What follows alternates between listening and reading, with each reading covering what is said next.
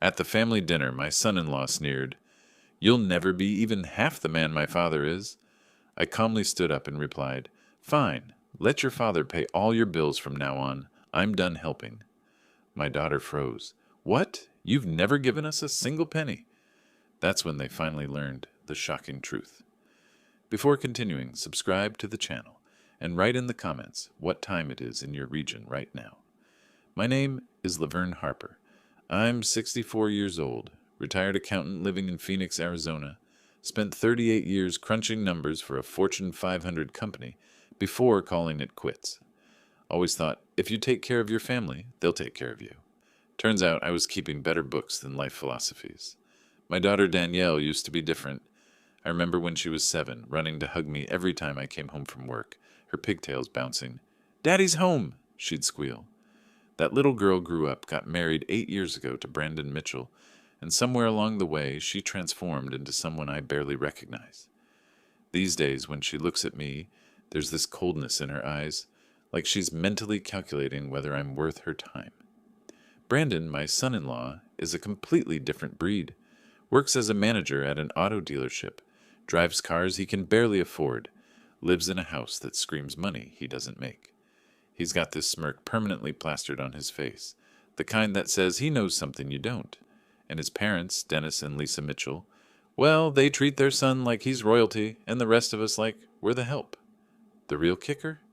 Danielle and Brandon live in Scottsdale in one of those sprawling 2-story houses with a pool and 4 bedrooms. Meanwhile, I'm in my modest, single-story place on East Camelback Road. The contrast isn't lost on anyone, least of all them. Things came to a head on a warm evening in March. Danielle had insisted on a family dinner at Dominic's Steakhouse, one of those upscale places where the waiters whisper and the prices make you wince. "It'll be nice, Dad," she'd said on the phone. "Just family." What she didn't mention was that Dennis and Lisa would be there too, turning it into some kind of performance. I arrived first, naturally. Accountants are punctual. It's in the DNA. The restaurant had that dim, sophisticated lighting that makes everyone look either mysterious or tired. At my age, I land squarely in the tired category. I sat at the reserved table, watching the other diners, wondering why I'd agreed to this. Brandon and Danielle swept in 15 minutes late, followed by Dennis and Lisa. Brandon wore a suit that probably cost more than my monthly utilities. Danielle had on a dress I'd never seen before. Designer, no doubt. Dennis clapped his son on the shoulder, like they were sealing a business deal. "Laverne," Dennis nodded at me. Not "good to see you" or even a handshake. Just my name, delivered like he was checking off a list. "Dennis," I replied evenly. Lisa gave me one of those tight-lipped smiles that don't reach the eyes. "How lovely you could join us." The irony wasn't lost on me. I'd been invited to my own daughter's dinner, yet somehow I was the guest they were graciously allowing to attend. Dinner progressed with painful predictability.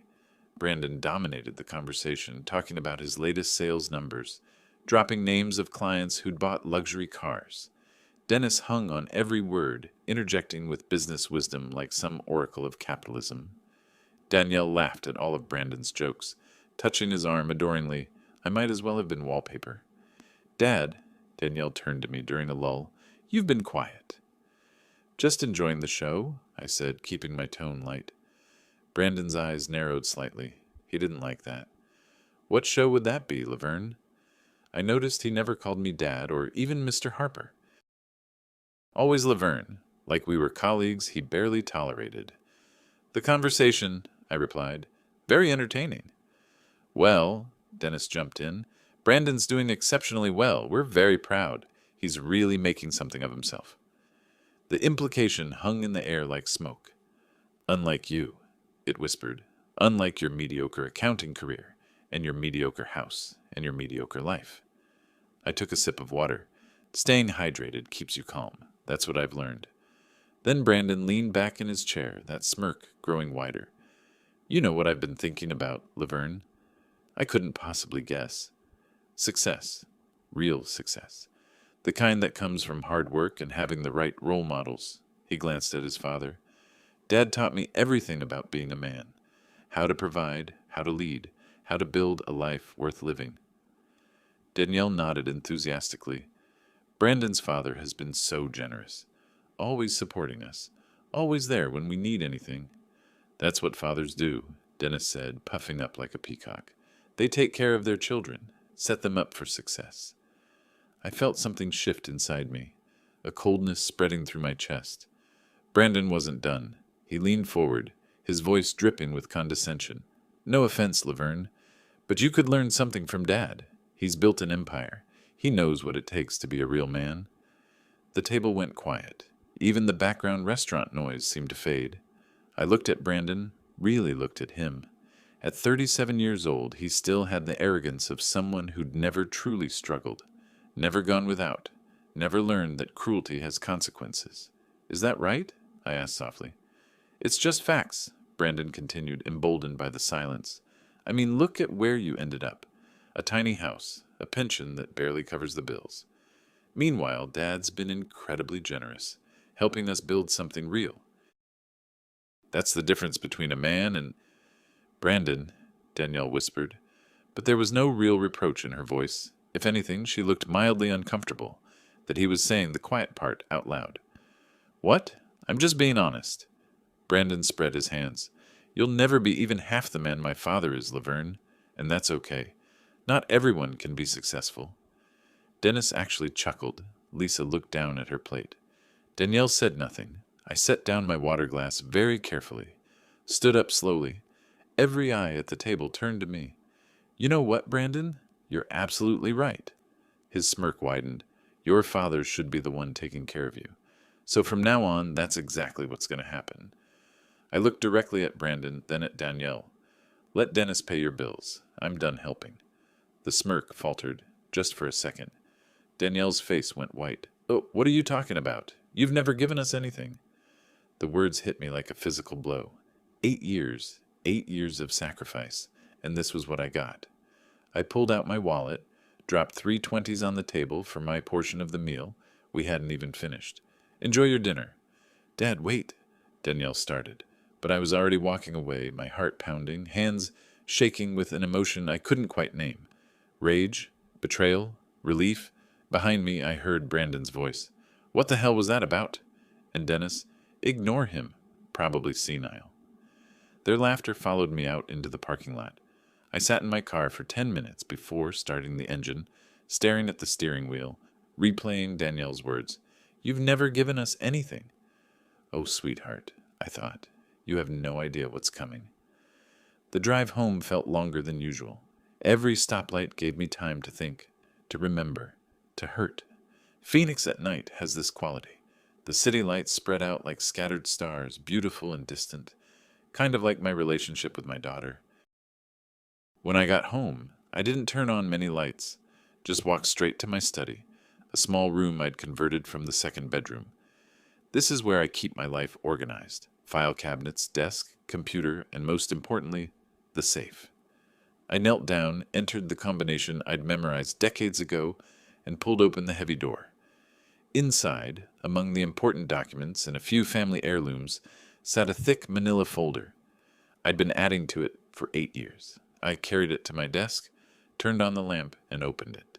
The first document was dated 8 years ago, a bank transfer for $3,200 to Dennis Mitchell's account. Below that, another transfer, and another.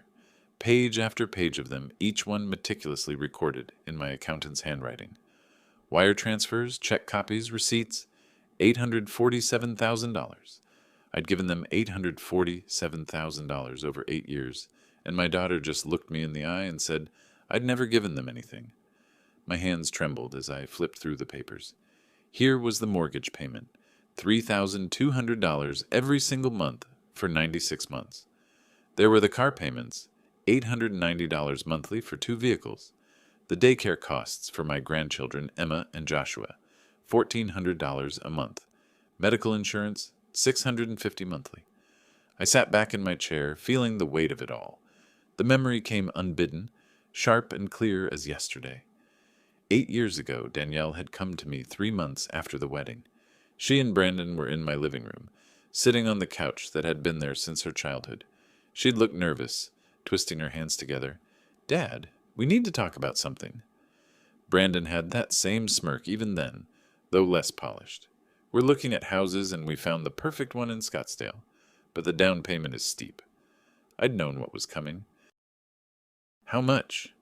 60,000, Danielle had said quietly. I know it's a lot, but Dad, it's our dream house, and Brandon's father said he'd help us, but you'd prefer your own father to help, I'd finished. She'd looked at me with those eyes, the same eyes that used to look at me with pure love when she was 7. Please, Dad, I'd wanted to say yes immediately, but something had stopped me. Maybe it was the way Brandon sat there, expectant, entitled.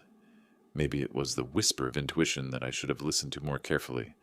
I'll help, I'd said, but on one condition. Brandon had leaned forward. What? I want this to be between us. Private. I don't want anyone else knowing. Why? Danielle had asked. Because I wanted to see if you'd still love me without the money being visible, I should have said. Because I wanted to know if you'd appreciate it, even when no one else could see your father helping. Because I needed to know if I mattered beyond my bank account. Instead, I'd said, I'm a private person, always have been. Is that acceptable? They'd agreed. Of course they'd agreed. And I'd set up the arrangement with Dennis Mitchell, a man who was happy to play middleman, if it meant looking like the generous father-in-law. He'd signed documents stating he was repaying an old debt to me and would pass the money to his son as gifts. It was all legal, all documented, all perfectly designed to keep me invisible. The irony was exquisite. I'd made myself invisible, and now I'd become invisible to my daughter. I remembered another moment, clearer still. Danielle's 32nd birthday, 2 years ago. I'd taken her to lunch, just the two of us, a rare occurrence by then. We'd sat at a cafe in downtown Phoenix, and she'd been checking her phone constantly. Sorry, Dad. Brandon's texting about the new car we're looking at. His father's being so generous with the down payment. My down payment. My money, funneled through Dennis, allowing him to play the benevolent patriarch. I'd smiled and nodded and said nothing. You know, she'd continued, I sometimes wish you'd been more successful. Like Dennis. He really knows how to provide for family. The words had stung then. Now, sitting in my study at night, they burned like acid. I closed the folder and stared at the wall. When had it gone so wrong? When had my kind, laughing daughter become this cold stranger who looked at me with barely concealed disappointment? The answer was simple. Gradually, then suddenly. Each month of secret payments. Each time Brandon compared me unfavorably to his father. Each moment, Danielle failed to question how they afforded their lifestyle on Brandon's moderate salary. The lies had accumulated like interest, compounding until the truth was buried under 8 years of deception. My deception. I'd created this situation, but they'd exploited it, taken it for granted, turned it into a weapon against me. I thought about Emma and Joshua, my grandchildren, 6 and 4 years old. They barely knew me. Danielle kept them busy with activities I'd been paying for, soccer lessons, art classes, that expensive daycare, all funded by the grandfather they saw maybe once a month. The rage that had simmered at dinner began to crystallize into something else, something colder and more focused. I pulled out a legal pad and started writing. Lists are soothing when you're an accountant. They impose order on chaos.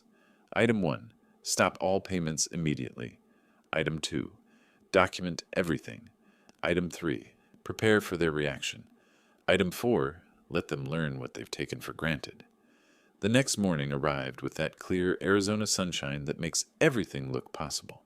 I'd barely slept, but my mind was sharp, caffeinated, and focused. I picked up my phone and dialed a number I'd saved years ago but never used. Anderson Legal Group. How may I direct your call? Patrick Anderson, please. Tell him Laverne Harper is calling about a financial matter. 2 days. In 2 days, I'd meet with an attorney and start dismantling the comfortable lie my daughter and her husband had been living. They thought Dennis Mitchell was their benefactor? Fine. Let's see how generous he really is when the money stops flowing. I looked at the folder one more time before locking it back in the safe. $847,000, 8 years of sacrifice, 1 humiliating dinner. Danielle was right about one thing. I'd never be the man Dennis Mitchell was. I'd be something far more dangerous, a patient man who'd finally run out of patience. The pieces were already in motion. Brandon and Danielle just didn't know it yet. Neither did Dennis, for that matter. But they would. Soon enough, they'd all learn that the quiet, unsuccessful father they'd dismissed had been the foundation their entire comfortable life was built on. And foundations, when removed, tend to make everything above them collapse. I smiled for the first time since dinner. Not a happy smile. The kind of smile you get when you've spent decades balancing books and finally found where all the errors were hiding. Time to reconcile the accounts. 2 mornings later, I sat in the reception area of Anderson Legal Group on the 5th floor of a sleek downtown Phoenix building, the kind of place with glass walls and leather furniture that whispers success rather than shouting it. I'd arrived 15 minutes early, old habits from a lifetime of punctuality. My phone buzzed, a text from Danielle. "Dad, can we talk? I think there was a misunderstanding at dinner." A misunderstanding? That's what she called it. As if Brandon's contempt and her casual dismissal of 8 years of sacrifice were simple miscommunication.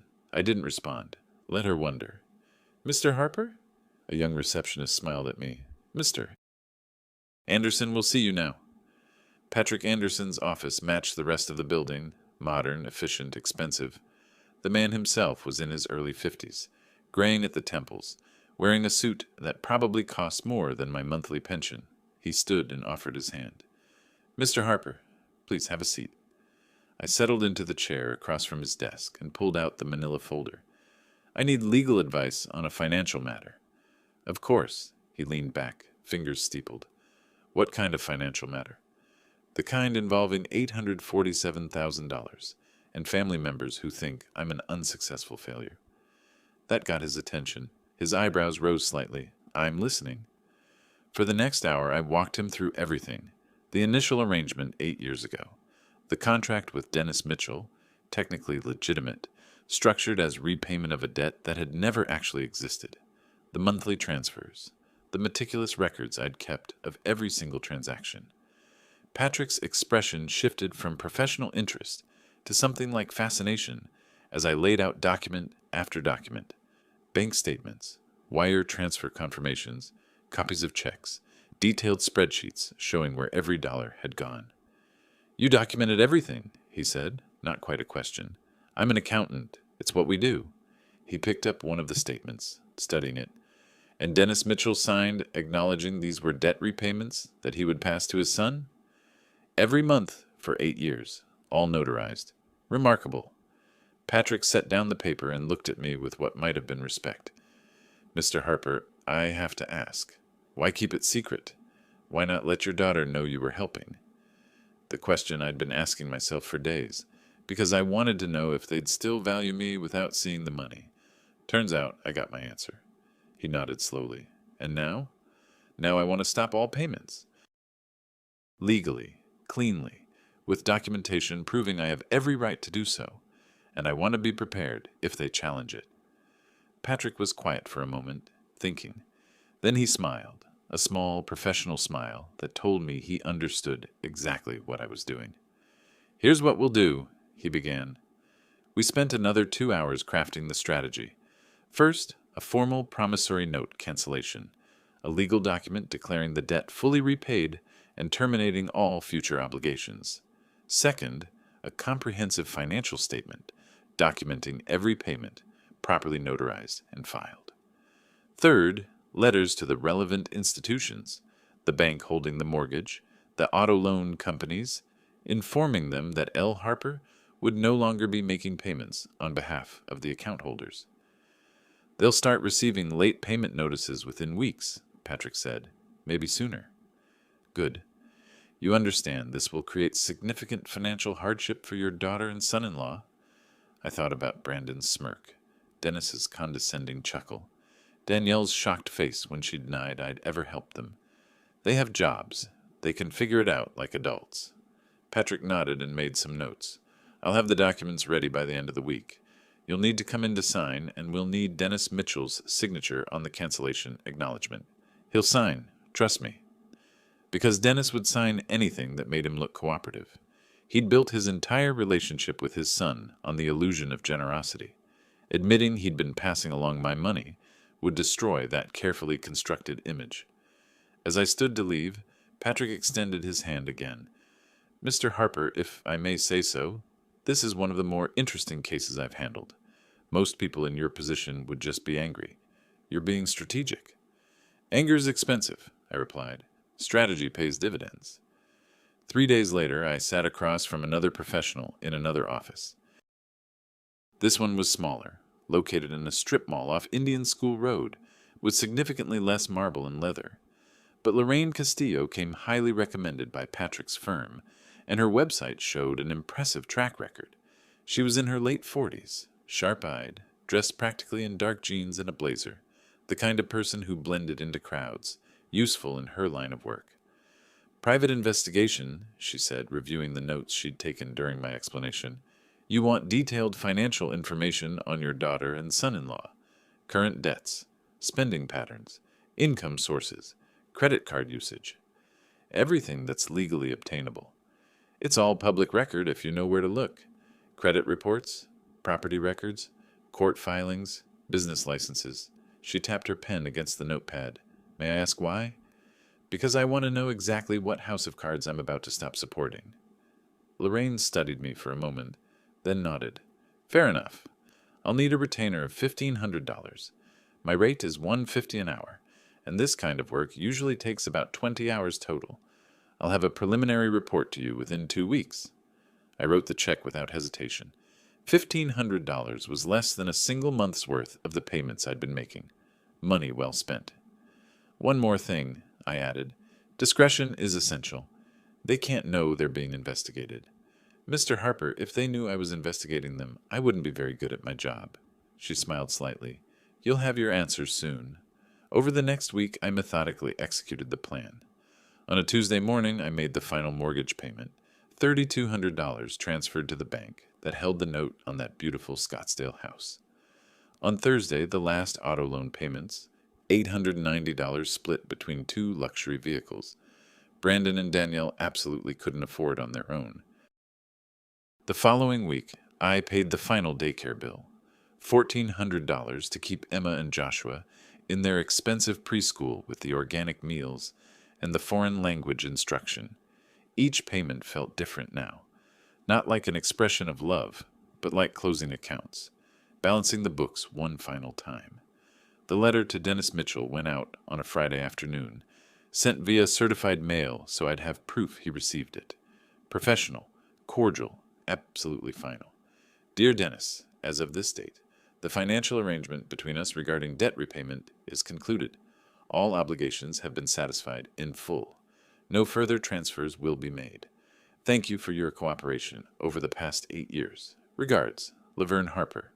He'd read between those lines. He'd understand, and he'd panic. The thought made me smile as I dropped the envelope in the mailbox. My phone rang that evening. Danielle. I let it go to voicemail. She didn't leave a message. The next morning she tried again. This time she left a message. "Dad, I'm worried about you. You seemed upset at dinner. Can we please talk? I love you. I love you." 3 words that used to mean everything. Now they just sounded hollow. I still didn't call back. Instead, I sat in my study, reorganizing the documentation, creating copies, filing everything in labeled folders with that precise accountant's care that had defined my professional life. But this wasn't about business anymore. This was personal, and I was going to handle it with the same methodical attention to detail that had made me successful for 38 years. Patrick called midweek.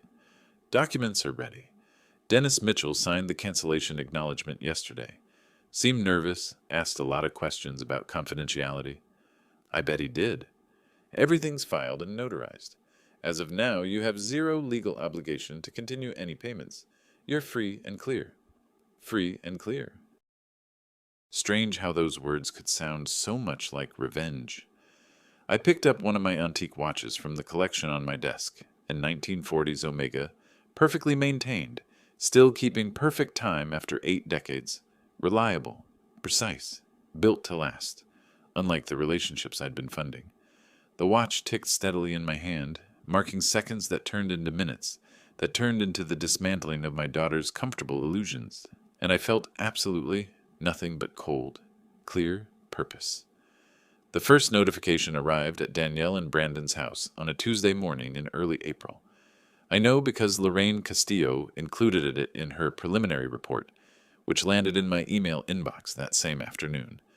I opened the PDF at my kitchen table, coffee growing cold beside me as I read through 23 pages of detailed financial investigation. The picture it painted was worse than I'd imagined.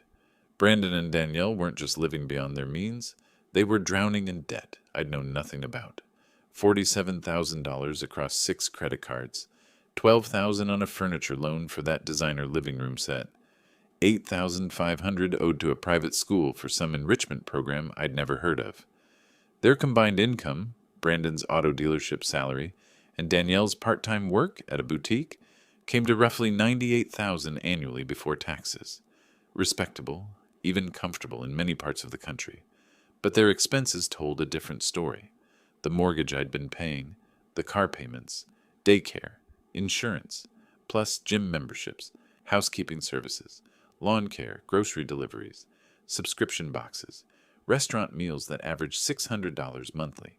They'd been spending nearly $12,000 every month while earning less than $6,000 after taxes and my invisible support. The math was staggering. Without my contributions, they had a deficit of roughly $4,000 monthly. And that was before any of the credit card minimums. No wonder they hadn't questioned their lifestyle. They'd never actually had to pay for it. Lorraine's report included photographs, time-stamped images of Brandon's BMW in the driveway, shots of Danielle's Mercedes, pictures of the house with its manicured lawn and decorative fountain. She'd even documented a shopping trip where Danielle had spent $1,100 at Nordstrom in a single afternoon. All of it funded by the father she'd claimed never gave them anything. I sat back, staring at the numbers on the screen. Part of me felt vindicated. Here was proof of exactly what I'd suspected. But another part, the part that remembered a 7-year-old with pigtails, felt something uncomfortably close to grief. When had she become this person? My phone buzzed. Danielle calling again. Third time this week. This time I answered. "Dad! Finally!" Relief flooded her voice. "I've been trying to reach you." "I've been busy." "Too busy to call your daughter back." A edge crept into her tone. "Look, about the dinner. Brandon was out of line. He shouldn't have said those things." Notice she didn't say she was out of line. Didn't apologize for her own words. "Is that why you called?" I asked. "To tell me Brandon was rude?" "No, She paused. "Actually, I wanted to ask for a small favor. We're having some cash flow issues, and I was hoping you could help with a few bills, just until Brandon's commission check comes in." There it was. Not an apology. A request for money. "What kind of bills?"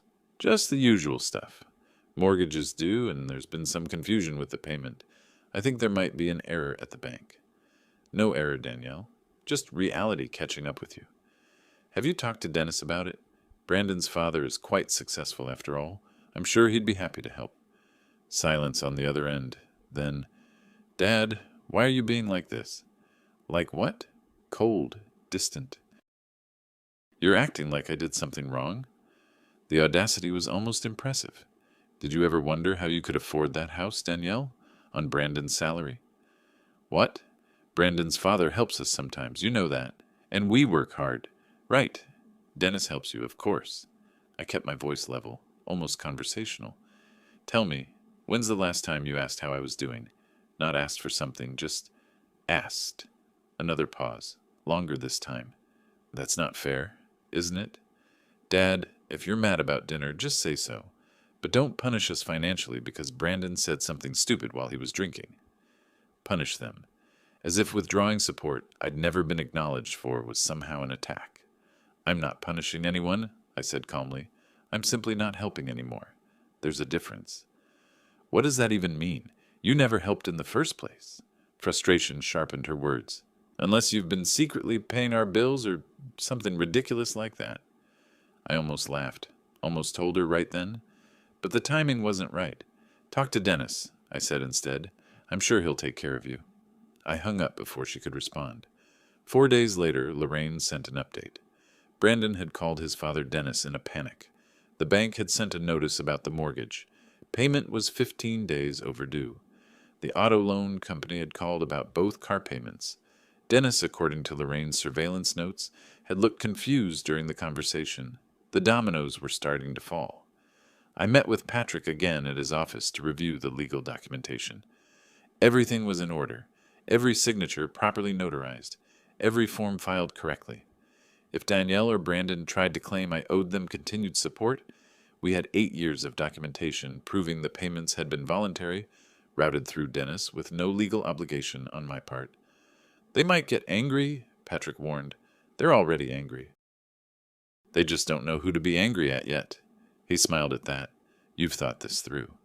I've had 8 years to think it through. The confrontation I'd been expecting came on a Saturday afternoon. I was in my greenhouse, tending to my cacti collection, those patient, thorny survivors that thrived in harsh conditions, when I heard car doors slam in my driveway. Through the window, I watched Brandon and Danielle march up to my front door. Brandon's face was flushed, his jaw set. Danielle looked like she'd been crying. I took my time washing the soil from my hands, letting them knock twice before I opened the door. We need to talk, Brandon said, pushing past me into my house without invitation. Danielle followed, looking uncomfortable but not stopping her husband. Dad, what's going on? Our mortgage payment bounced. Both car payments bounced. The daycare called, saying we're overdue. I told you to talk to Dennis. I closed the door calmly. Dad's confused. Brandon's voice rose. He says he hasn't been helping us. Says you were sending him money for some old debt. But that's stopped now. None of this makes sense. I walked to my study, pulled out a folder, not the main documentation, just a summary, and handed it to Brandon. It makes perfect sense when you actually look at the numbers. He opened it, scanning the first page. His expression shifted from anger to confusion to something like shock. What is this? Bank statements, showing transfers from my account to Dennis's account, monthly for 8 years, totaling $847,000. Danielle's face went pale. This can't be. It's all documented, notarized, legal. I kept my voice steady. Dennis was passing the money to you as gifts from Dad. My money, his credit. You're lying, Brandon said, but his voice had lost its conviction. Call him. Ask him to explain where those deposits came from every month. Danielle sat down heavily on my couch. Why would you do that? Why not just give it to us directly? Finally, the right question. Because I wanted to see if you'd still love me without seeing the money. If you'd still value your father even when you thought he was unsuccessful. I looked at her directly. I got my answer at that dinner. Dad, her voice cracked. You called me a failure, Danielle. You stood by while your husband compared me to Dennis and found me lacking. You had no idea that every success you attributed to Dennis's generosity was actually funded by the father you'd dismissed as not good enough. Brandon was still staring at the statements. This is insane. You can't just stop paying our bills. They're not my bills. They're yours. You're both adults with jobs. Time to act like it. We have children. Brandon's face reddened again. What about Emma and Joshua? What about them? Will you feed them less if you have to actually budget? Or will you just buy fewer designer handbags and eat out less frequently? I pulled out another sheet, the spending analysis from Lorraine's report. $600 a month on restaurants, $1,100 on a shopping trip last Tuesday, 2 gym memberships you never use. This isn't about your children. This is about your lifestyle. Danielle was crying now, quiet tears running down her face. Brandon looked like he wanted to hit something. You manipulative old... Brandon started. Careful, I interrupted. You're in my house, and unlike you, I actually pay for it myself. They left 20 minutes later, Brandon practically vibrating with rage, Danielle silent and pale. I watched them drive away in one of those expensive cars I'd been financing. Not anymore. That evening my phone rang. Dennis Mitchell. I almost didn't answer, but curiosity won. What the hell kind of game are you playing? His voice had lost all its smooth confidence. Brandon's accusing me of lying to him. The bank is calling about missed payments. Check your bank statements, Dennis. 8 years of deposits from me to you. Remember signing those receipts? Those notarized documents acknowledging you were receiving debt repayment? You told me it was legitimate debt repayment. It was legitimate documentation of funds you agreed to pass to your son. All legal, all properly recorded. And now, all finished. I paused. How does it feel, Dennis? Being the generous father on someone else's dime? He sputtered, searching for words. You have two choices, I continued calmly. You can explain to your son that you've been taking credit for my money for 8 years. Or you can start actually being the generous father you've been pretending to be. Either way, I'm done. I hung up before he could respond. Standing in my study, surrounded by my documentation and my antique watches, and the evidence of 8 years of invisible sacrifice, I felt something shift, the last piece of doubt falling away. They'd made their choice when they humiliated me at that dinner. Now I was making mine, and that's when I understood exactly how to show them what they'd taken for granted. Not through anger or confrontation, but through the simple, devastating power of consequences. The plan was already in motion. I just needed to let it play out. The consequences arrived faster than I'd anticipated. Early one morning in May, Lorraine sent me an email with a single-line subject. Foreclosure notice delivered. Attached was a photo she'd taken from across the street, the official envelope from the bank, tucked into Danielle and Brandon's mailbox. 90 days. That's how long they had before the bank could legally take the house. I sat at my kitchen table with my coffee, studying the photo. Part of me, the part that remembered teaching Danielle to ride a bike, who'd held her hand on her first day of school, felt a pang of guilt. But then I remembered her face at that dinner, the casual cruelty in her voice when she said I'd never given them anything. The guilt evaporated like morning dew in Arizona heat. 3 days later, Lorraine's next update came through. I was in my greenhouse, carefully watering my cacti, when my phone buzzed. The message contained a video file. I pressed play. The footage showed Danielle and Brandon's driveway. A tow truck was backing up to the BMW X5, the car I'd been making payments on for the past 5 years. 2 men in company uniforms were attaching chains to the wheels, while Brandon stood on his front lawn, gesturing wildly, his face red even in the grainy video. Danielle emerged from the house, running toward the truck. Even without audio, I could see she was crying. The repo men ignored her, efficiently loading the vehicle onto the flatbed. Brandon pulled out his phone, probably calling his father or maybe the finance company. Not that it would matter. The BMW was gone in less than 10 minutes. I watched the video twice. The second time I noticed little Emma standing in the doorway, her small hand pressed against the glass, watching her parents panic with confused eyes. That hit harder than I'd expected. Emma and Joshua, 6 and 4 years old, they were innocent in all this. But their parents had created this situation, not me. Sometimes the hardest lessons come with the highest cost. Lorraine's updated report arrived that same afternoon. 23 pages of financial devastation. The credit card debt I'd known about, $47,000, had been joined by new maxed-out cards they'd opened, desperately trying to cover expenses. Brandon's Mercedes would be next for repossession. He was already 3 payments behind. The foreclosure notice was official. The daycare had stopped accepting Emma and Joshua after 2 months of non-payment. But the detail that struck me most was this. They'd tried to borrow money from 6 different friends. All 6 had declined. One had even told them bluntly that they needed to learn to live within their means. Their carefully constructed social circle was already backing away. The cracks were showing, and people in their world didn't want to be near when the structure finally collapsed. A week and a half after the car repossession, my phone rang. Dennis Mitchell. I considered not answering, but I wanted to hear what he'd say now that reality was setting in. Laverne, his voice had lost its usual pompous confidence.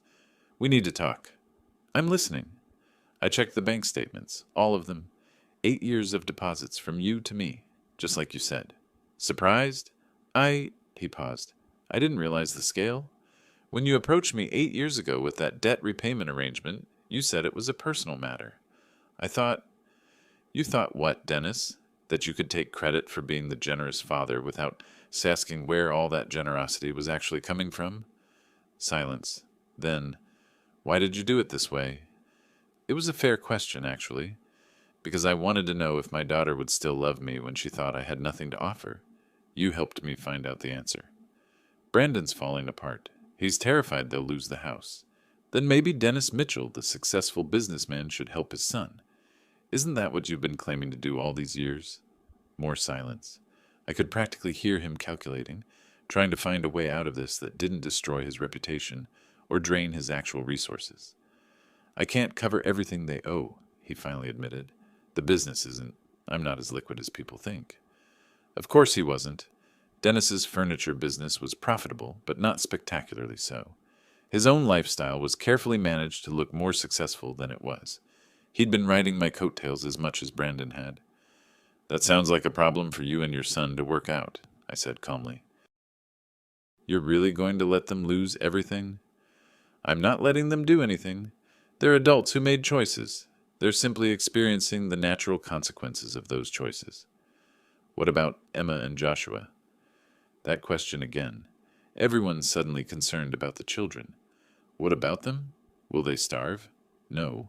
Will they have a roof over their heads? Yes, even if it's smaller.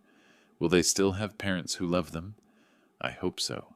What they won't have is a lifestyle their parents can't actually afford. That's called reality, Dennis. He hung up without another word. 2 days later, Danielle called. I let it go to voicemail. Her message was 3 minutes of alternating between tears and anger. Dad, how can you do this to us? To your grandchildren? We're about to lose everything. Brandon says it's your fault that you stopped helping Dennis, and now he can't help us either. I don't understand what's happening. Just call me back, please. We need you. We need you. Not, I love you, or I'm sorry for what I said at dinner. Just, we need you. More specifically, they needed my money. I deleted the message. The following week brought another call from Danielle. This time when I answered, her voice was different, harder, sharper. You're really not going to help us? That's correct. After everything, after all the holidays we spent together, all the times you saw the kids, all the times I paid your mortgage, your car loans, your daycare bills, I interrupted. Yes, Danielle, after all that. You're a cruel old man. Her voice shook with rage. You want to know something? You won't see Emma and Joshua again, not until you apologize and fix this mess you've created. The threat landed like she'd intended it to, a direct hit to the one thing she knew I cared about, my grandchildren. That's your choice to make, I said, keeping my voice level, despite the pain in my chest. But understand something, Danielle. I didn't create this mess. You and Brandon did when you built a life you couldn't afford, and then mocked the person who was making it possible. We didn't know. You didn't want to know. There's a difference. She was crying now, angry tears. I hate you. Right now, probably, but someday you might understand why this had to happen. I will never forgive you for this. Never. She hung up. I sat in my study for a long time after that call, staring at the framed photo on my desk. Danielle at 7 years old, gap-toothed and grinning, holding up a drawing she'd made for me. Best daddy ever, written in crayon. When had everything gone so wrong? But I knew the answer. It had gone wrong gradually, one secret payment at a time, one instance of taking credit for my sacrifice at a time, one dismissive comment at a time. I'd built this situation as much as they had. The difference was I was going to end it. Lorraine's next report included surveillance photos from outside their house. Friends had stopped visiting. The lawn service had been canceled. I could see the grass growing longer. Brandon's remaining car, the Mercedes, had a parking ticket on the windshield.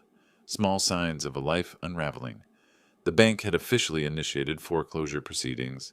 They had until mid-August to vacate. Everything was falling apart, exactly as the natural laws of finance dictated it should. And through it all, I simply watched, documented, and waited. Because the real revelation, the moment when everyone would understand exactly what had happened, that was still to come. The first week of June brought a heat wave that turned Phoenix into an oven. Appropriate, I thought, given that Danielle and Brandon's world was burning down around them. I met with Patrick Anderson at his office to review the final documentation. He'd prepared what he called a comprehensive disclosure package. Every financial transaction, every contract, every piece of evidence organized into a thick binder with tabs and highlighted sections. This is remarkable work, Patrick said, flipping through the pages. Everything documented, cross-referenced, notarized. I've never seen such thorough record-keeping from a non-lawyer. 38 years as an accountant teaches you the value of documentation. He pulled out a specific document, the sworn affidavit he'd prepared. This statement, when signed under oath, will legally establish the entire arrangement, Dennis Mitchell's involvement, the payment structure, the voluntary nature of your support, everything. And if Danielle or Brandon try to claim I owed them continued support, they have no legal standing. You voluntarily helped through a third party. You can stop anytime. They're not dependents, they're adults with their own incomes. He smiled slightly. Frankly, if they did try to sue, they'd only publicize their own financial irresponsibility. Perfect. Everything legally airtight, just like I'd planned. The next surveillance report from Lorraine arrived that evening. I read it while eating dinner. A simple meal, nothing fancy. Just me, my modest pension, and the satisfaction of watching karma work its magic. According to Lorraine's observations, Danielle and Brandon had tried to borrow from 3 more friends. All refused. They'd visited a pawn shop and sold several pieces of jewelry, including Danielle's wedding ring upgrade that I'd unknowingly funded 2 years ago. They'd received $1,200 for items worth at least $5,000. Desperation makes people accept bad deals. The foreclosure process had officially begun. The bank had posted legal notices. The clock was ticking.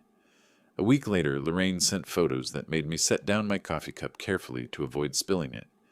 Brandon, dressed in a cheap suit, walking into a smaller auto dealership across town. Not the upscale place where he'd worked before, but a buy here, pay here lot that sold to people with bad credit. The kind of place that was a significant step down in the industry. The caption read, "New employment, confirmed with manager. Salary approximately 40% less than previous position."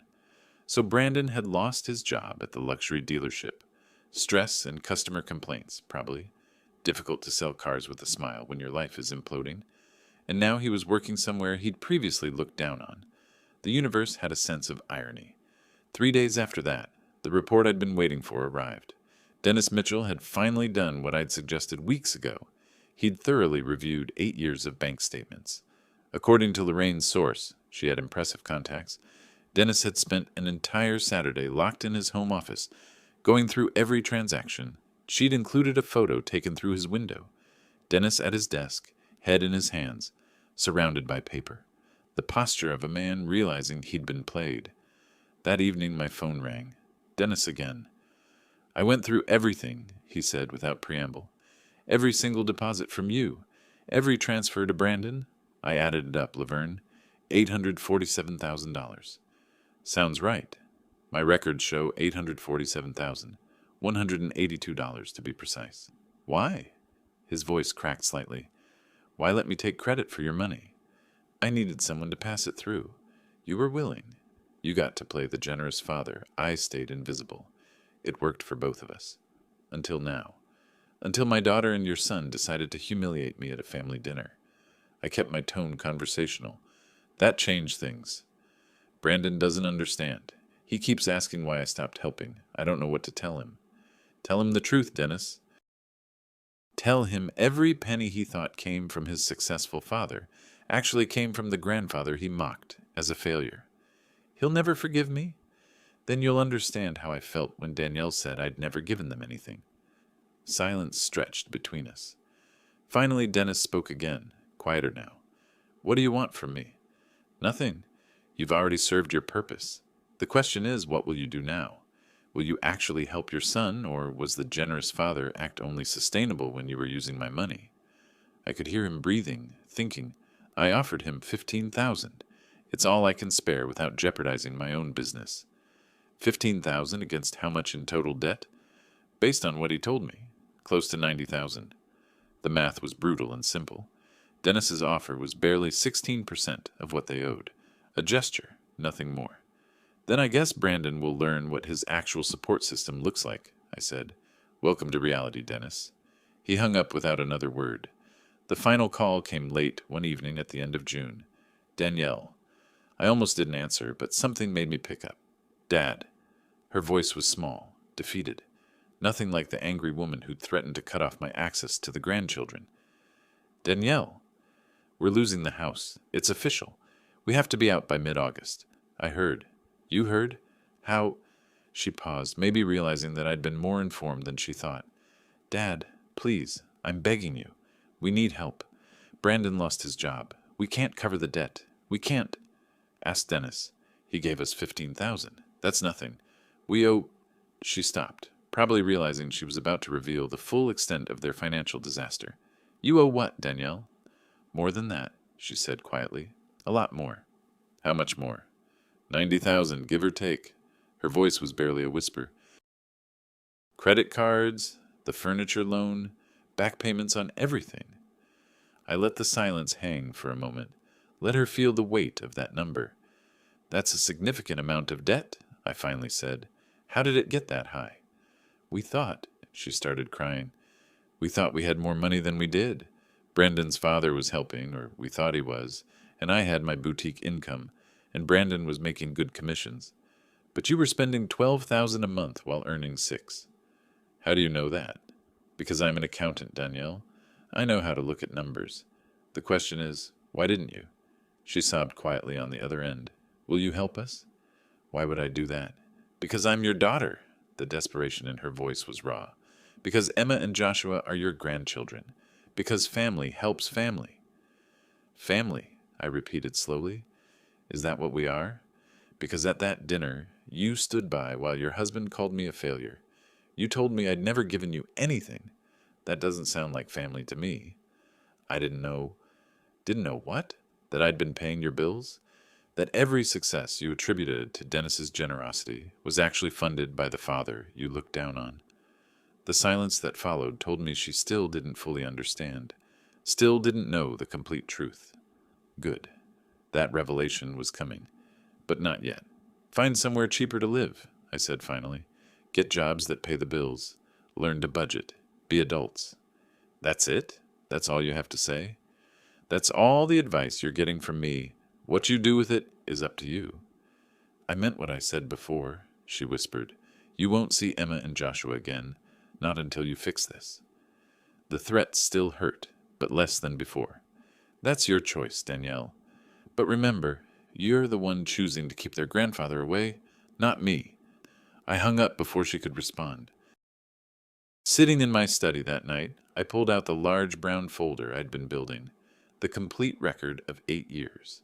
Bank statements, contracts, receipts, photographs, surveillance reports, legal affidavits, everything I needed to show them, to show everyone exactly what had happened.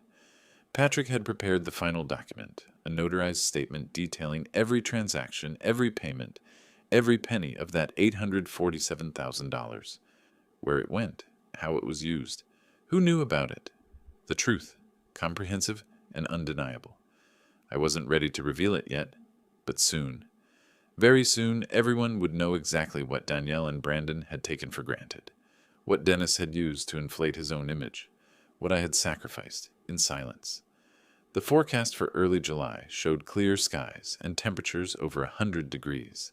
Perfect weather for a barbecue, and perfect weather for the truth to finally burn away 8 years of comfortable lies. Independence Day arrived with cloudless Arizona skies and temperatures that would crack 100 by noon. Appropriate, I thought, for what was about to become my own declaration of independence. I hadn't been invited to the Mitchell family barbecue. That was fine. I'd invited myself. The brown folder sat on my passenger seat as I drove toward Dennis and Lisa's house in their upscale Phoenix neighborhood.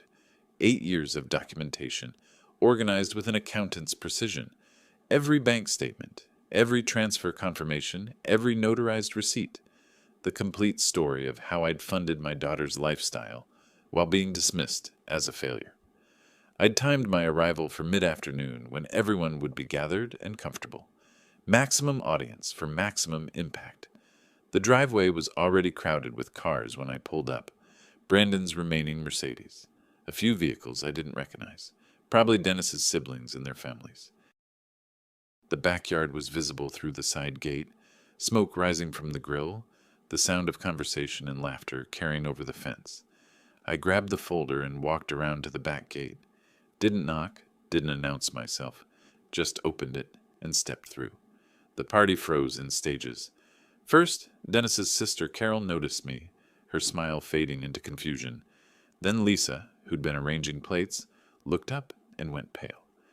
Dennis turned from the grill, spatula in hand, his expression shifting from surprise to something like dread. Danielle sat at the patio table with Emma on her lap, mid-sentence in what I could tell was a complaint. And he just abandoned us, his own daughter and grandchildren, like we mean nothing.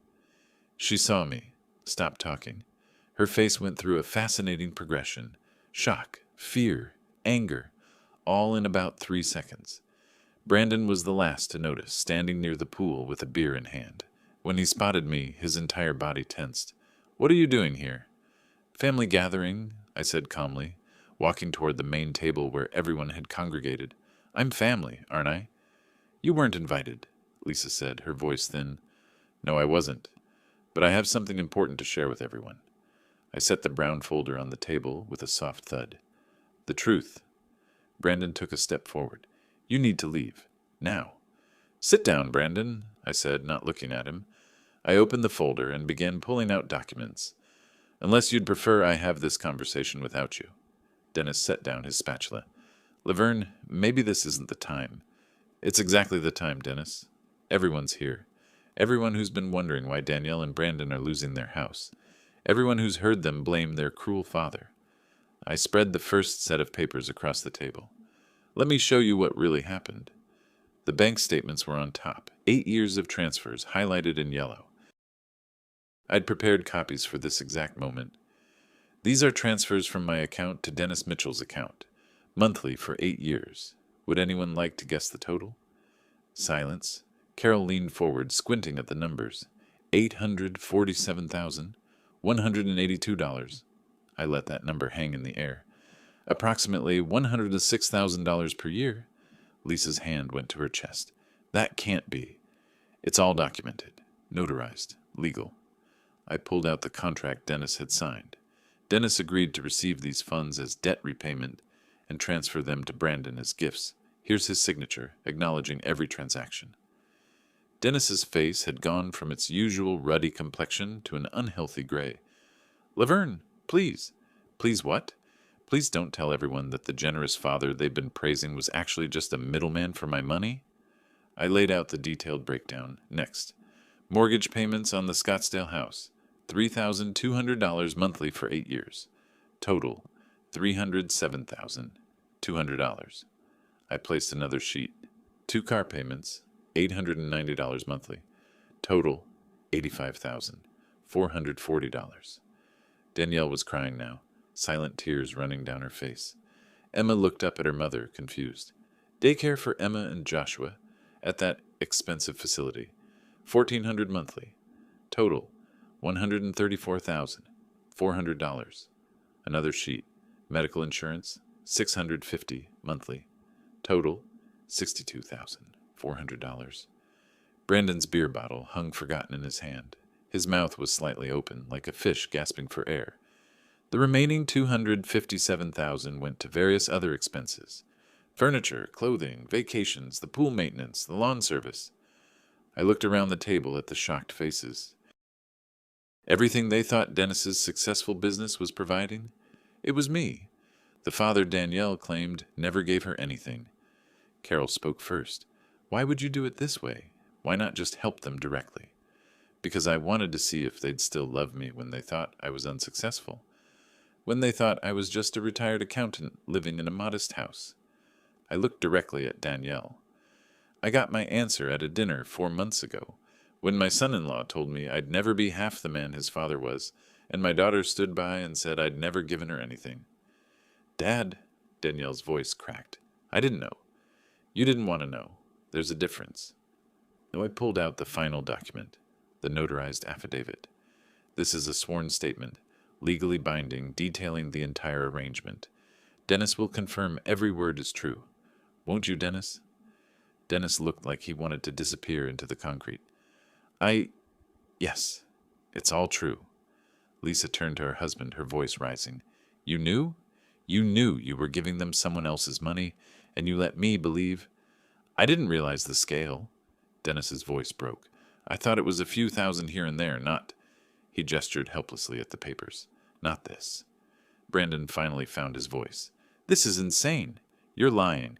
You doctored these documents." Everything's notarized, Brandon. Bank statements don't lie. Mathematics don't lie. I kept my tone even, almost conversational.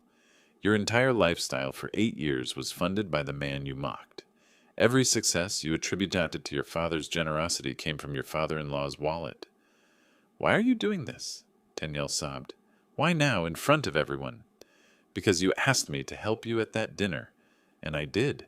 For 8 years I helped you silently and visibly, completely. And when I finally stopped, you threatened to keep my grandchildren from me. I looked at her, really looked at her. You needed to understand what you lost, what you threw away. And everyone here needed to understand that the cruel father you've been complaining about was actually the only reason you had that house, those cars, that life. The silence that followed was broken only by Emma's small voice. Grandpa? Why is Mommy crying? I knelt down so I was at her eye level. Because sometimes grown-ups make mistakes, sweetheart. Big ones. When I stood, I gathered the documents back into the folder. Everything here is yours to keep, Danielle. You'll need it when you explain to people why you're moving to that apartment in Glendale. And Dennis, you'll want copies when you explain to your friends and business associates how your generosity really worked. I turned to leave, but Brandon blocked my path. You can't just... I can. I did. And it's completely legal. Ask your lawyer. I stepped around him. Enjoy your barbecue. As I walked back toward the gate, I heard the explosion of voices behind me. Lisa shouting at Dennis, Carol asking questions, Danielle crying harder. The sound of a family confronting 8 years of comfortable lies all at once. I didn't look back. The drive home felt lighter somehow, like I'd been carrying a weight I hadn't fully realized was there until I set it down. My phone started ringing before I even got to my street. Danielle, then Brandon, then Dennis. I ignored them all. The truth was out. Finally, completely, undeniably out. Now they could deal with it. The fallout hit harder and faster than even I'd anticipated. 2 days after the barbecue, Dennis showed up at my door. He looked like he'd aged a decade, unshaven, circles under his eyes, shoulders slumped. Lisa had apparently spent the past 48 hours alternating between furious silence and loud recriminations about his deception. Can we talk? He asked. I let him in. Didn't offer coffee. Just led him to my living room and waited. Lisa's barely speaking to me, he started. My brother, he was at the barbecue. He's been calling everyone in the family. They all think I'm some kind of fraud. You were taking credit for my money, Dennis. That's pretty close to the definition. I didn't know it was that much. I swear, Laverne. I thought you were sending maybe $1,000 a month, not... He rubbed his face. $800,000. How did you even have that kind of money? I saved. I invested wisely. I lived modestly. And I spent it on my daughter because I loved her. I kept my voice level. The question isn't how I had it. The question is why you were comfortable pretending it came from you. Because it made me look like a good father. The admission seemed to deflate him further. Brandon respected me. Lisa was proud of me. I liked being the generous patriarch. On my dime. On your dime, he agreed quietly. I'm sorry. If I'd known you were paying that much, if I'd understood, you would have what? Told Brandon the truth? Refused to participate? I studied him. Or would you have just felt more guilty while still cashing my checks? He had no answer for that. What do you want from me, Dennis? I don't know. Forgiveness? Understanding? He looked around my modest living room, so different from his showpiece home. How did you afford all this? I retired with a good pension and excellent savings. I could have had a bigger house, fancier things, but I chose to invest in my daughter's happiness instead. The irony wasn't lost on me. Turns out I was investing in the wrong thing. Dennis left 20 minutes later, no more at peace than when he'd arrived. I watched him drive away in his Mercedes, paid for by his actual business at least, and felt nothing but a mild satisfaction that the truth was eating at him. The real confrontation came later that week. Danielle had been calling daily, leaving increasingly desperate voicemails. I'd ignored them all. But when she showed up at my door with Emma and Joshua, I couldn't turn away the children. 10 minutes, I said. Emma and Joshua can play in the backyard with my cacti collection. You and I will talk here. The kids ran off happily. They'd always loved visiting Grandpa's desert garden. Danielle sat on my couch, looking smaller than I'd ever seen her. "I'm sorry," she began. "For which part? The years of disrespect? The dinner where you let Brandon humiliate me? Claiming I never helped you? Threatening to keep my grandchildren from me?" She flinched at each item. "All of it. I was horrible. I became someone I don't recognize. You became someone who valued money over relationships. Someone who looked down on their own father because his house wasn't as big as yours." I sat across from her. "When did that happen, Danielle?" "I don't know." Slowly. "Brandon's friends all have money, and his parents are always talking about success and achievement, and I got caught up in it." She wiped her eyes. "I stopped seeing what mattered." "You stopped seeing me." "I know." Her voice broke. "And now we're losing everything, and I realized none of it mattered except you, and I destroyed that relationship for a lifestyle I couldn't even afford." I wanted to comfort her. Every paternal instinct I had screamed to hold my daughter and tell her it would be okay. But she needed to sit with this, needed to truly understand. "Apologies are just words, Danielle. What matters is what you do next." "What can I do? The house is being foreclosed. Brandon lost his job. We have 90,000 in debt. We're moving to a tiny apartment in 2 weeks." She laughed bitterly. "We're getting exactly what we deserve." "Maybe you are. But Emma and Joshua don't deserve parents who are drowning. They deserve parents who work hard, live honestly, and teach them that character matters more than square footage." She looked up at me. "Are you saying—" "I'm not giving you money," I interrupted. "That's done. But I'll give you advice if you want it. Help you build a real budget. Maybe watch the kids sometimes while you work." I paused. "If you prove you've learned something from this." "How do I prove that?" "Time. Consistency. Actually living within your means, instead of constantly reaching for more." I stood. "Right now, you need to get your life in order. Find jobs, downsize, figure out how to survive on what you actually earn. Do that for 6 months, and we'll talk." She nodded, tears streaming down her face. "I love you, Dad. I'm sorry it took losing everything to remember that." "I love you too. That's why I let you fall." After she left with the kids, the house felt quiet. I sat in my study, looking at the empty folder that had contained all that documentation. The weight of 8 years of secrets finally lifted. My phone rang. Patrick Anderson. "Just wanted to update you," he said. "Brandon Mitchell apparently consulted a lawyer about suing you for emotional distress, or some such nonsense." I almost smiled. "And?" "The lawyer apparently laughed him out of the office. You have ironclad documentation proving every payment was voluntary. There's no legal recourse." He paused. "Though I should warn you, the foreclosure is proceeding. The bank will take possession of the house within 3 weeks. They'll need to be out by mid-August." "I know. Are you prepared for that? Watching your daughter lose her home?" I thought about it, really thought about it. Yes, because it was never really her home. It was a house I bought that she happened to live in. Now she'll find an actual home she can afford. You're remarkably calm about all this.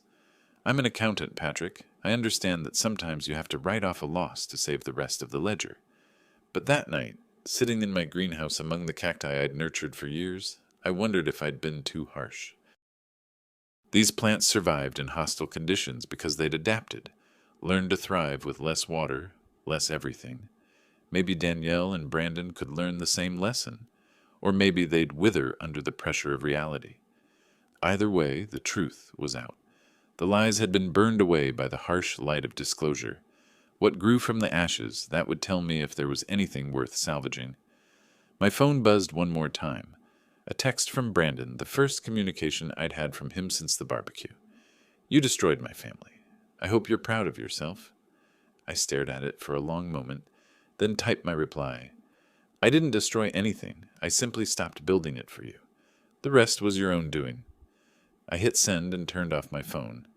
The desert night was settling over Phoenix, temperature finally dropping from unbearable to merely uncomfortable. In the distance I could hear fireworks, late celebrants still marking Independence Day. Fitting. I'd declared my own independence from being the invisible foundation of someone else's illusion. Now we'd see if they could build something real on their own. August arrived with the relentless heat, that makes Phoenix feel like the surface of another planet. Appropriate timing. Danielle and Brandon were about to experience life on an entirely different world than the one they'd known. I watched from a distance as they moved out of the Scottsdale house. Not physically present, I wasn't cruel enough for that, but Lorraine sent me photos. The furniture truck looked smaller than it should have. Most of the expensive pieces they'd bought on credit had been sold or repossessed. What remained fit into a modest U-Haul. The apartment in Glendale was a far cry from their former palace. 2 bedrooms, 900 square feet, in a complex with a shared laundry room. Rent was $1,400 monthly, less than they'd been paying for daycare alone.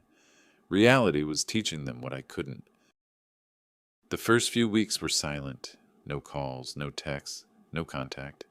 I imagined them struggling to figure out how 2 adults making $80,000 combined could possibly survive. The math that had seemed impossible was actually quite simple when you stopped trying to maintain a lifestyle meant for someone earning 3 times that amount. Then, one afternoon in early September, my doorbell rang. I opened it to find Danielle standing there with Emma and Joshua. The children looked happy enough, though their clothes were noticeably less designer than before. Danielle looked tired but different somehow. Her hair was pulled back simply, no expensive salon treatment. She wore jeans and a plain shirt. No jewelry except her wedding band. The upgraded version had been pawned months ago.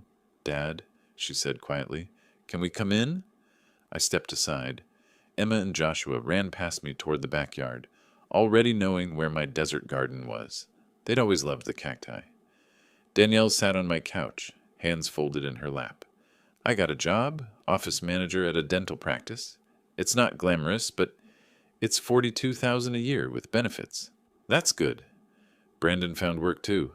Smaller dealership, less commission potential, $38,000. She looked up at me. "We're making it work. Barely. But we're making it." I sat across from her, waiting. "I came to say I'm sorry. Really sorry. Not because we need money. We don't expect anything from you. But because I need you to know that I understand now what I lost." Tears began running down her face. I lost my father, the man who would have done anything for me, and I lost him because I became someone who only saw value in dollar signs. "What changed?" I asked. "Living on what we actually earn, shopping at discount stores, cooking at home because we can't afford restaurants, telling Emma she can't have the expensive shoes all her friends have." She wiped her eyes. Realizing that when everything else fell away, the only person who'd ever really sacrificed for us was the one we'd treated worst. Through the window I could see Emma and Joshua examining a flowering cactus, their small faces full of wonder at something that cost nothing. "I was a terrible daughter," Danielle continued. "I let Brandon talk about you like you were nothing. I stood by while his parents acted superior. I believed their version of success and dismissed yours." She looked directly at me. "You worked for 38 years, saved carefully, and gave us everything, and I called you a failure." "Yes, you did. I don't expect forgiveness. I just wanted you to know that I see it now. All of it. What you did. What I became. What I lost." We sat in silence for a moment. Then I said, "Tell me about your apartment." She blinked at the change of subject. "It's small. The kids share a bedroom, but it's clean and the neighbors are nice. We have a little balcony where I'm trying to grow herbs, not very successfully." A small smile. "I think about your cacti and how patient you have to be with them. Patience is underrated. I'm learning that." She stood. "I should let you go. I needed to say this in person." "Danielle." I stood too. "You're welcome to visit. Bring the kids. Not every week. You have your own life to build. But the door isn't locked." The relief on her face was almost painful to see. "Really?" "Really, but on one condition." "Anything." "No more apologies. I heard this one. Now show me through your actions that you meant it." She nodded, crying again, and impulsively hugged me. I hugged her back, the first time I'd embraced my daughter in months. It felt like a beginning. A week later, my phone rang. Brandon. I almost didn't answer, but curiosity won. "Mr. Harper?" His voice was different, quieter, less cocky. "I was wondering if we could meet, just for coffee. I'd like to talk." We met at a small cafe near my house. Brandon arrived in jeans and a polo shirt, driving a 10-year-old Honda, presumably bought for cash after losing the Mercedes. He looked thinner, older, humbled. "Thank you for meeting me," he started. I sipped my coffee and waited. I've been wanting to call for weeks, but I didn't know what to say. He stared at his own cup. Every apology I could think of sounded hollow. Most apologies are. Yeah, he nodded. So instead of apologizing, I want to explain something. Not as an excuse. There's no excuse for how I treated you, but as context. I'm listening. I grew up watching my father play the successful businessman. Big house, nice cars, always picking up the check, and I wanted to be like him. No, I wanted to be better than him. He laughed bitterly. Turns out neither of us was what we pretended to be.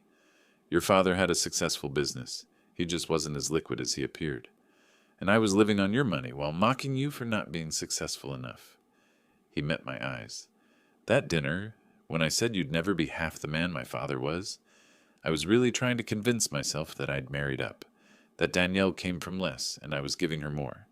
I was so focused on that narrative that I couldn't see the truth, which was that you were the only one giving us anything, and I was too proud and stupid to see it.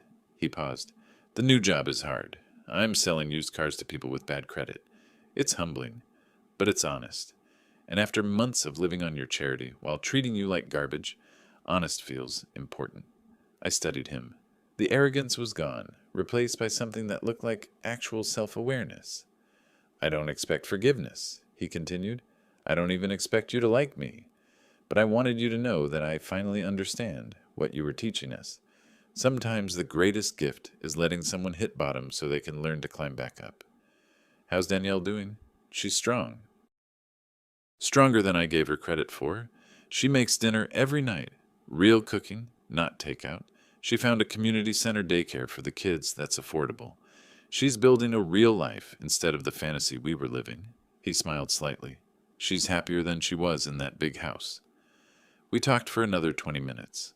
Not about the past. That ground had been covered. About his new job. About Emma's adjustment to public school. About the small victories of living within your means. When we parted, Brandon shook my hand. Thank you for the lesson, even if I hated learning it. The best lessons usually hurt the most. Later that month, Danielle invited me to dinner at their apartment. I brought wine. Not expensive, just something decent from the local store. The apartment was tiny but clean. Danielle had made it homey with inexpensive decorations and family photos. The kids' shared bedroom had hand-painted murals. Apparently Brandon had artistic talents I'd never known about. Dinner was simple, spaghetti and salad, but Danielle had cooked it herself. Emma and Joshua chattered about school and their new friends. The conversation was genuine, without the performance that had characterized every meal at the Scottsdale house. As I left that evening, Emma hugged me tight. I love coming to your house, Grandpa, and I love having you here too. Simple words from a 6-year-old, but they meant more than any apology. October in Phoenix brings relief from the brutal heat. The temperature drops into the 80s, and people remember why they live in the desert. I spent more time in my greenhouse, tending to plants that had survived the harsh summer. Like my cacti, Danielle and Brandon were proving they could adapt to difficult conditions. 2 months had passed since they'd moved to Glendale. 2 months of making their combined $80,000 stretch to cover rent, utilities, groceries, daycare, transportation. 2 months of learning what most people know instinctively, that you can't spend more than you earn forever. They were making it work. More importantly, they were changing. I saw it in small ways. Danielle started bringing the kids to visit every other weekend, not asking for anything, just spending time. Brandon took them to free events at the park instead of expensive entertainment. Emma and Joshua seemed happier with less stuff and more attention. One afternoon in mid-October, I made a decision. Not to return to the old way. That door was permanently closed, but to offer support in a different form. I called Danielle. I've been thinking about Emma and Joshua. Oh, her voice held a note of concern. They're in public daycare now, right? Yes, it's fine. Not fancy, but the teachers are good. I'd like to help with that cost, not the expensive place you had before, the one you're using now, $700 a month. Silence. Then, Dad, you don't have to... I know I don't have to, but they're my grandchildren, and you've proven over the past few months that you can handle your responsibilities without my help. This isn't about funding your lifestyle. It's about making sure Emma and Joshua have good care while you work. I don't know what to say. Say you'll use the money for exactly what it's intended for, and that if your situation improves and you don't need it anymore, you'll tell me. I will, I promise. A pause. Thank you, Dad. You're welcome. It felt good to help, but on my terms, with boundaries, for the right reasons. A few days later, another call came. This one surprised me more. Laverne, it's Dennis Mitchell. I was wondering if we could talk, in person. We met at a coffee shop. Dennis looked different, less polished, more genuine somehow. The facade of the successful businessman had cracked, revealing someone more human underneath. I owe you an apology, he began. A real one. Not the panicked, self-serving version I gave you in July. Go on. For 8 years, I took credit for your generosity. I told myself I was just a middleman, that it didn't really matter who the money came from. But it did matter. Because every time Brandon thanked me, every time I played the benefactor, I was stealing your relationship with your daughter. He looked older than I remembered. Lisa and I have been going to counseling, talking about how we present ourselves versus who we really are. It's been illuminating. How's your relationship with Brandon? Honest, for the first time in years. He knows I'm not the golden goose he thought I was. We're rebuilding based on reality instead of illusion. Dennis smiled sadly. It's harder, but better. Good. I wanted to apologize to you properly. Publicly, if you're willing. Lisa and I are having a family dinner next week. Small gathering, our kids, you, Danielle, and Brandon. I'd like to apologize in front of everyone for my role in this situation. I considered it. Public apologies can be performances, but something about Dennis's demeanor suggested this one would be genuine. All right, I'll be there. The dinner took place the following Sunday. Just family. Dennis and Lisa, their daughter and son-in-law, Danielle and Brandon, me and the grandchildren playing in another room. Dennis stood, glass in hand, but not for a toast, just to speak. I want to address something that happened earlier this year, something I'm ashamed of. He looked directly at me. Laverne, for 8 years you funded a significant portion of my son's life, and I took credit for it. I let Brandon, let everyone believe I was the generous father supporting my children, when in reality I was simply the conduit for your sacrifice. Lisa nodded supportively. The room was silent. I compromised my integrity because I liked being seen as successful and generous. I betrayed your trust and damaged your relationship with Danielle. For that, I am truly sorry. He paused. You taught us all a valuable lesson about the difference between appearance and reality, about what real support looks like versus performative generosity. I'm grateful for that lesson, even though it was painful to learn. He sat down. There was no applause, no dramatic moment, just the quiet acknowledgement of truth spoken aloud. Later, as I was leaving, Danielle walked me to my car. She handed me something, a small wooden picture frame, clearly handmade. Inside were photos of Emma and Joshua, recent ones showing them laughing and playing. At the bottom, in Danielle's handwriting, to the best father, I am sorry it took losing everything to see what mattered. I held the frame carefully. This is beautiful. I made it myself, took a woodworking class at the community center. She smiled. Turns out, when you can't afford to buy expensive gifts, you learn to make things. Sometimes the things we make ourselves matter more. Yeah, she hugged me. I love you, Dad. Thank you for not giving up on me, even when I gave you every reason to. I love you too. And I never gave up. I just stopped enabling. Driving home that evening, I thought about the past 8 months.